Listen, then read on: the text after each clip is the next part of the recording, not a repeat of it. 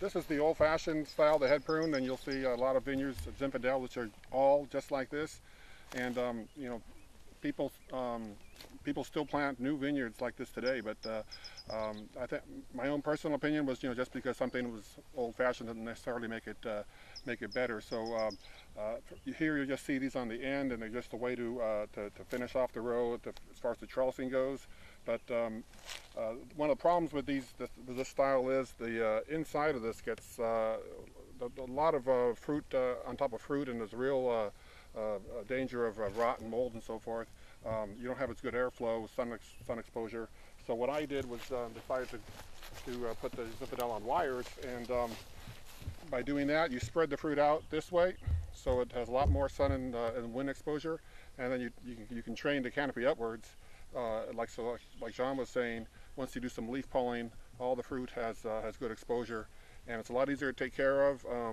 And I think you get a lot more uniformity in the fruit, and no more quality.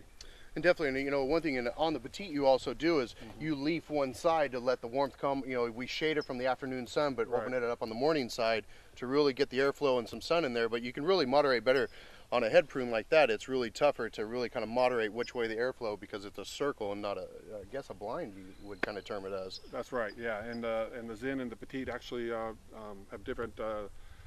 Can take a little bit more sun on the Zinfandel, so we treat it a little bit differently in terms of leaf removal than we do in the Petite. No, it's excellent.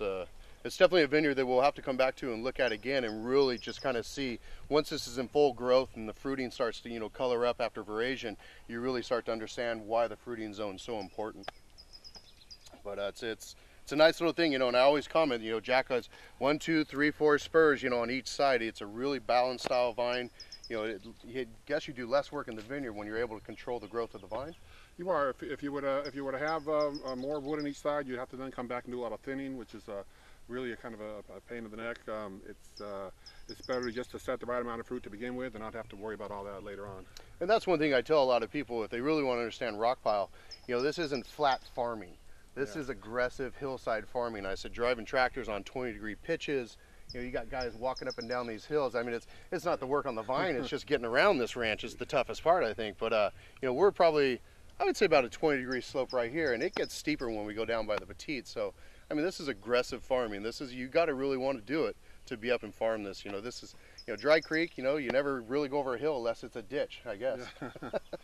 Yeah. So, and the good thing about that slope is, you know, once the vines get up this far, they just kind of start running out of water, and they just devigorate all by themselves without having to, you know, to worry about it. Kind of automatically do just what they're supposed to with very little water.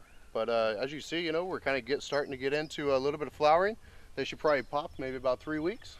Yeah, if we're lucky and it gets really warm, maybe even 2.5 weeks. Perfect. You know, and it's yeah, this is kind of the let's get on with it period, and let's see some fruit set and get going. But you know, compared to last year, I think we're gonna have a really great year. Same here. Excellent. Please enjoy our wines responsibly.